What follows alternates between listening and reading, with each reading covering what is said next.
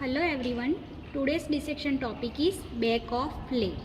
Back of leg is also called as flexor compartment of leg or calf. It is the bulkiest compartment out of the three compartments of the leg because it contains the anti-gravity muscles, that is the gastrocnemius and soleus. In back of leg, this is first is the skin. After reflecting the skin, you are able to see the superficial fascia. Superficial fascia of the back of leg contains the cutaneous nerves and short saphenous vein. Now, cutaneous nerve supply of the back of leg, for that it is divided into three parts: the medial part, central part and lateral part. Uppermost part of the medial part, which is supplied by posterior division of medial cutaneous nerve of thigh. Below that, whole medial part of the back of leg is supplied by the saphenous nerve. In the central part of the back of leg, the cutaneous nerve supply, in the upper part, it comes from the posterior cutaneous nerve of the thigh, which comes after piercing the roof of popliteal fossa. Below, in the central part, it is supplied by sural nerve. So, sural nerve, it is the branch of, this is the tibial nerve. Sural nerve is the branch of tibial nerve.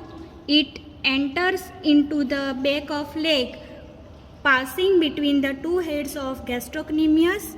It accompanies the short saphenous vein and it will supply the lower part of central part of back of leg and the whole lateral margin of the sole of foot.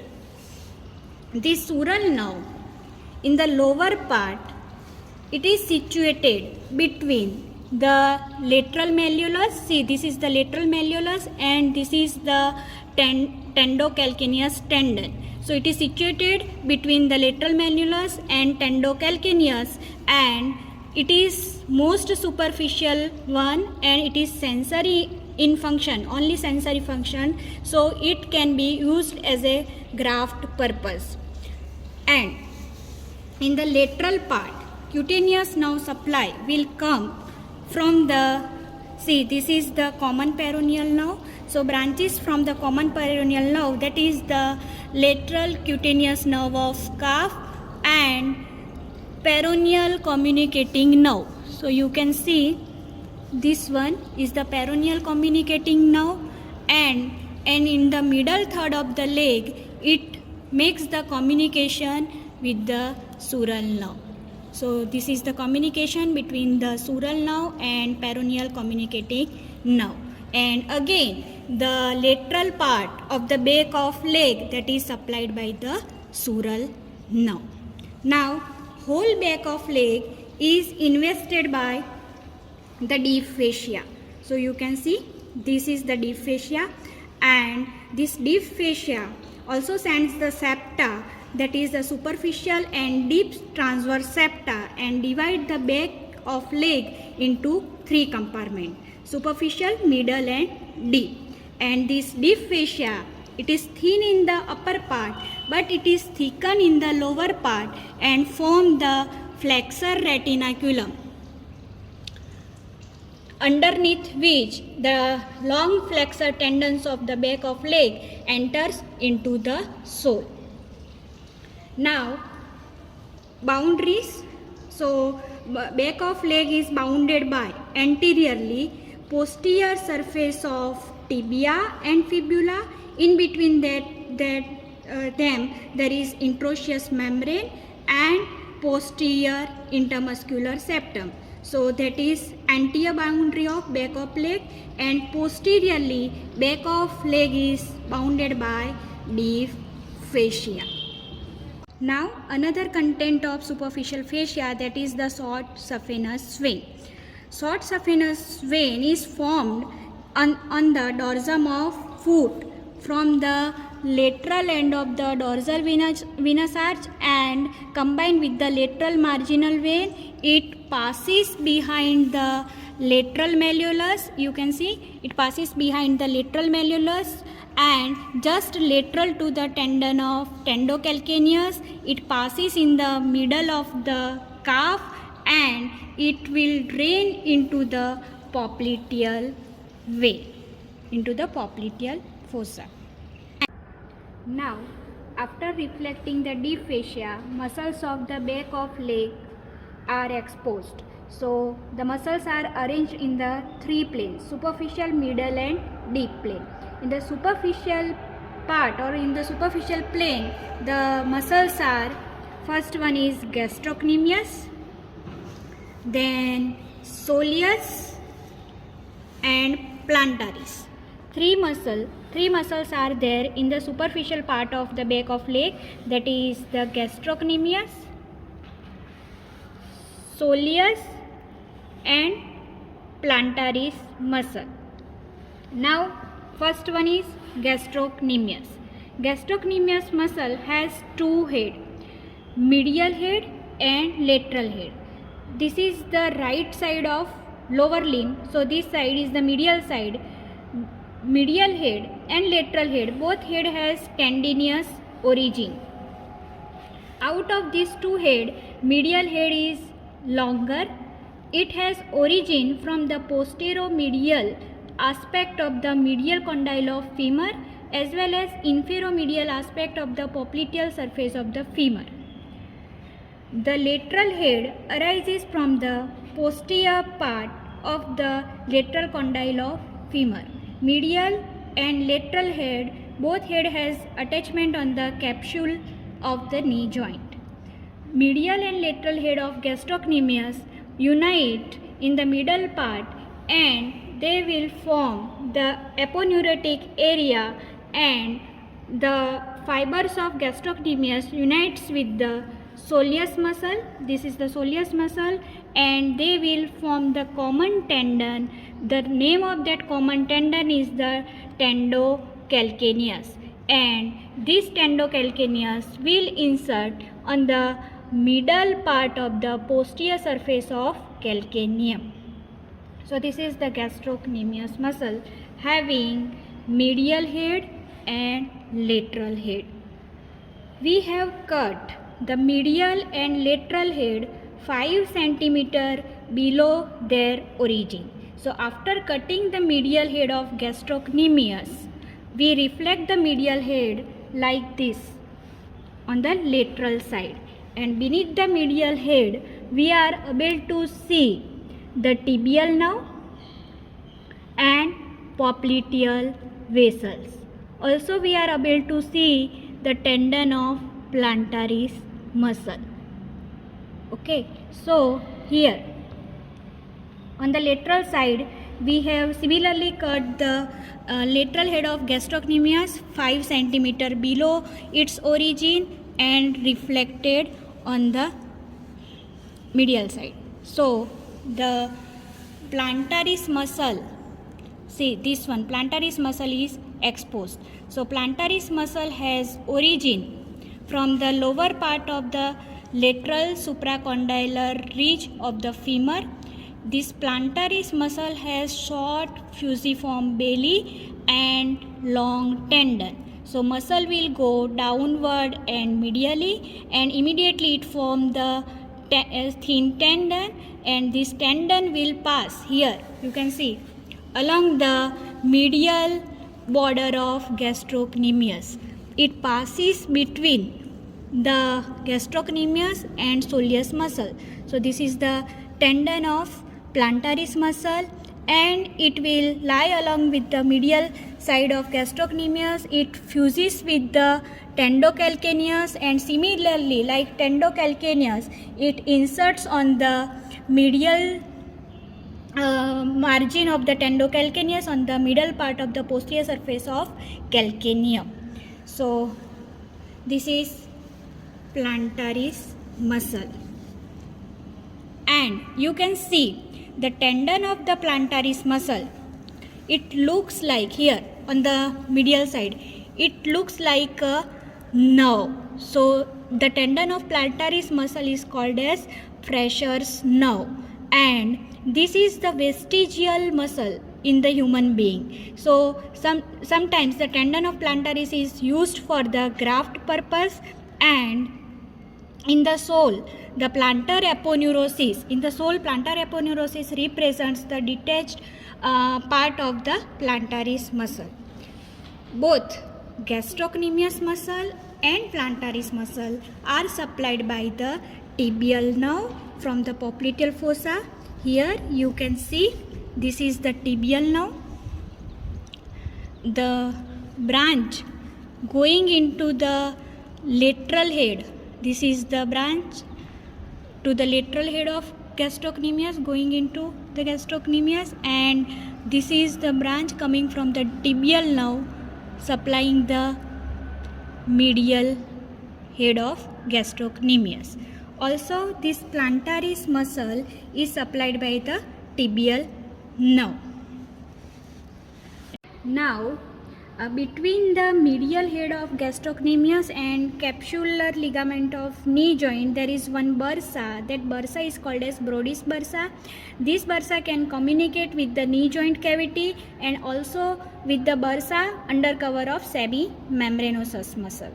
See, this is the lateral head of gastrocnemius. Sometimes there is development of sesamoid bone, which is called as fibula, which develops in the tendinous origin of lateral head of gastrocnemius muscle.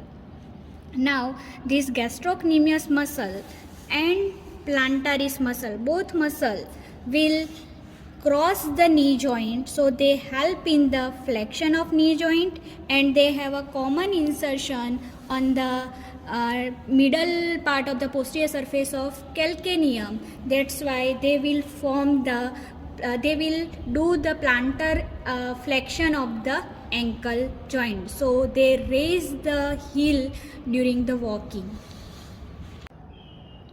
Now, to see the third muscle of superficial compartment, we have to reflect the gastrocnemius on the inferior aspect.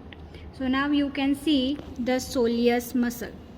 Soleus muscle is called as soleus because the shape of the soleus is like a sole of the foot. This muscle is the red muscle and multipinnate muscle. It has origin from the posterior aspect of the head of fibula as well as the upper 1/4 of the posterior surface of the fibula.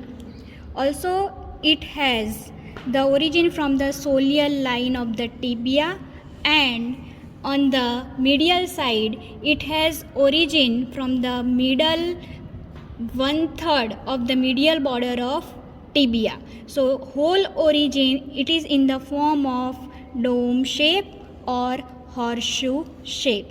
This muscle, after arising from the tibia and fibula, it will form the fusiform belly, and it will form along with the gastrocnemius, it will form the fullness of the calf, and it unites with the tendon of gastrocnemius and forms the tendocalcaneus or tendoachilles muscle. So, soleus muscle inserts on the middle part of the posterior surface of calcaneum by means of tendocalcaneus tendon. Tendocalcaneus or tendoachilles tendon is the strongest and longest tendon of the body, which has 15 centimeter in long, and between the posterior surface of calcaneum and this tendocalcaneus tendon there is presence of bursa. What is the action of soleus muscle?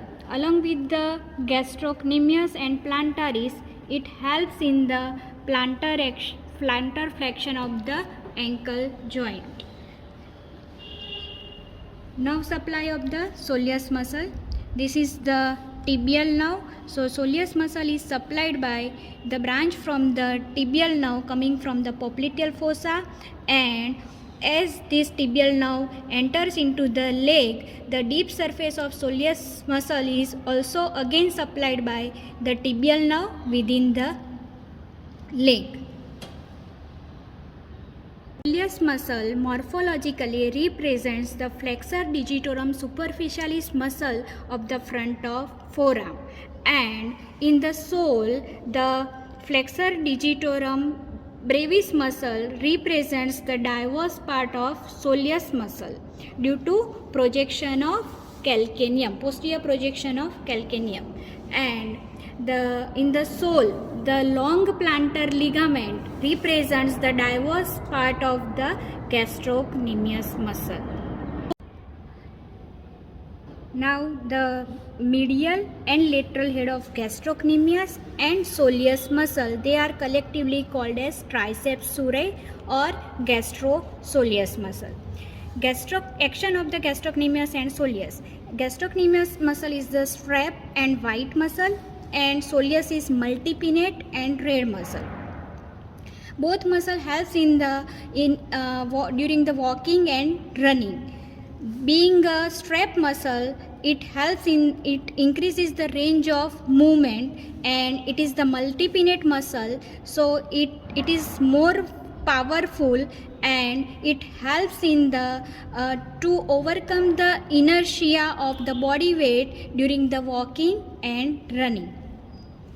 Both this gastrocnemius and soleus muscle helps in the plantar flexion of ankle joint.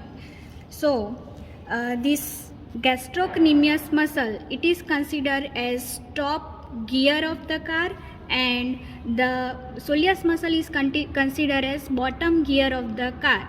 How? So as we start the walking, we have to first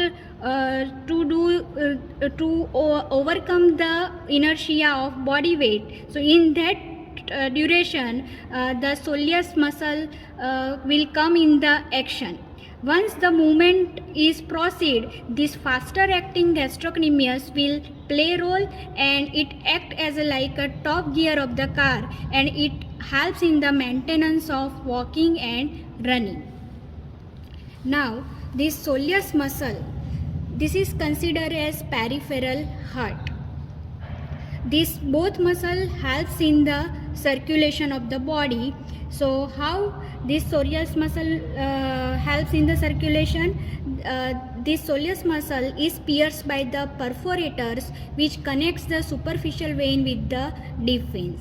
These perforators are provided with the valves. So when this muscle contracts, this soleus muscle bears the venous sinuses. That venous sinuses are large and valveless, and from these venous sinuses, during the contraction of the soleus muscle, blood is pumped towards the heart. When the soleus muscle relaxes, whatever the blood is present into the superficial vein, it enters into the venous sinuses through perforators. So by means of this action, it helps in the maintaining of circulation of the body. That's why soleus is called as peripheral heart. Now in the deep group of muscles are popliteus muscle, flexor digitorum longus muscle, then tibialis posterior, and flexor hallucis longus muscle. Out of these muscles, all the muscles of back of leg, the gastrocnemius, soleus and plantaris muscle are in the superficial group. Then this flexor digitorum longus and flexor hallucis longus are present in the intermediate group, and tibialis posterior and popliteus muscle, they are present in the deep group of muscles. Now the deep fascia of the back of leg is thickened on the medial side to form a flexor retinaculum, which retains the flexor tendons in its position. So attachment of flexor retinaculum, anteriorly it is attached to the posterior margin and tip of medial malleolus, and posteriorly it is attached to the medial tubercle of calcaneum. So which are the tendon passes beneath the flexor retinaculum? That you can remember by one mnemonic, that is, talented doctors are never hungry. Talented, T for tendon of tibialis posterior, then doctor, D for tendon of flexor digitorum longus, R, A for artery, that is the posterior tibial artery, never, N for nerve, that is the tibial nerve, and hungry, H for the tendon of flexor hallucis longus. So these four structure passes beneath the four compartment present beneath the flexor retinaculum. We have removed flexor retinaculum from here. So you can see the long flexor tendons from the back and main neurovascular bundle enters into the sole between the flexor retinaculum and calcaneum. So this part, it is called as main entry gate for the sole or porta pedis. Now when we cut the origin of soleus muscle, deep group of the muscles are exposed. First one is the popliteus muscle. You can see this is the popliteus muscle, which is triangular in shape, which has origin on the lateral surface of lateral condyle of the femur. The origin is in the form of tendon and it is intracapsular origin, and muscle will pass downward and medially and it will insert on the posterior surface of the tibia just above the soleal line.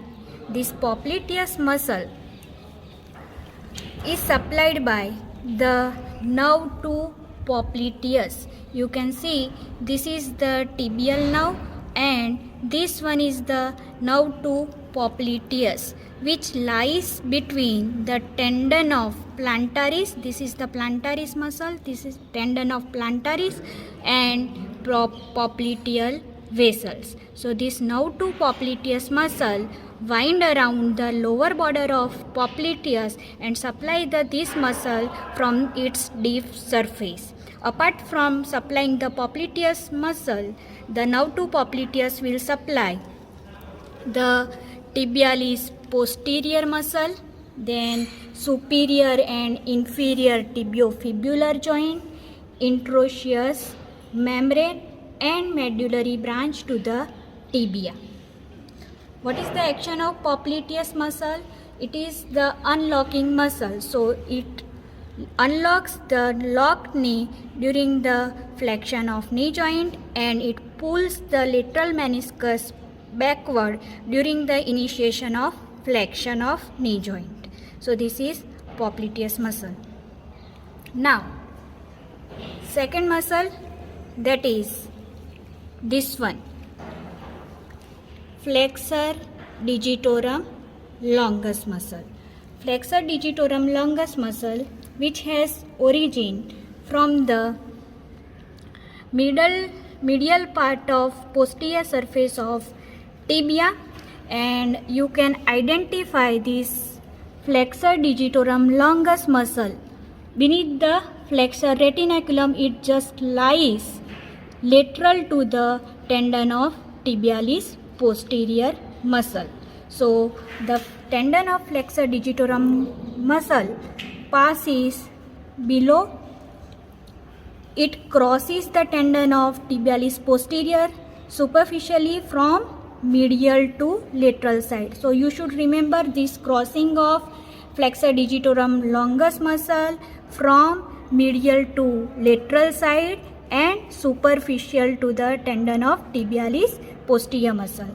This tendon will pass forward beneath the flexor retinaculum and it will enter into the sole, and the main tendon divides into the four tendons for the lateral four toes, and it inserts on the plantar surface of the base of the distal phalanx. So it will help in the plantar flexion of the lateral four toes.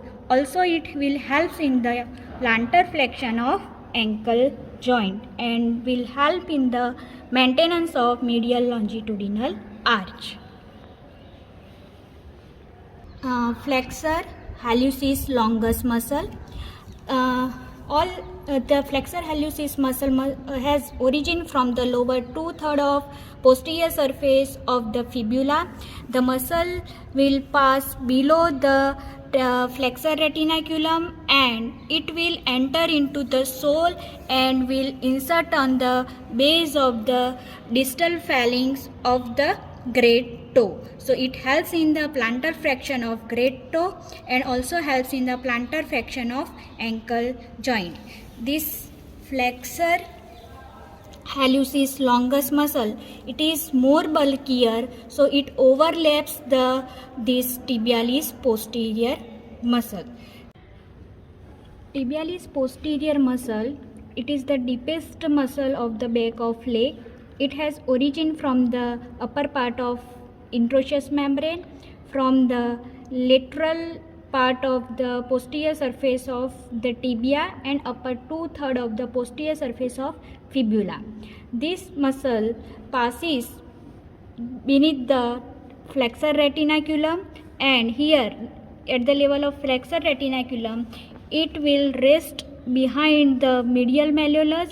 It uses the medial malleolus as a pulley and it changes its direction, and 2/3 of the fibers will insert on the navicular tuberosity and rest of the fibers will insert on the sustentaculum tali of calcaneum and plantar surface of bases of all metatarsals and all tarsals except talus and base of first and fifth metatarsal bone.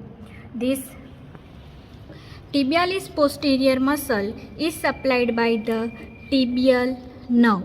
So this is the tibial nerve which will give branch to the tibialis posterior muscle. The action of tibialis posterior, it will help in the inversion of foot. It also maintains the medial longitudinal arch and helps in the plantar flexion of ankle joint.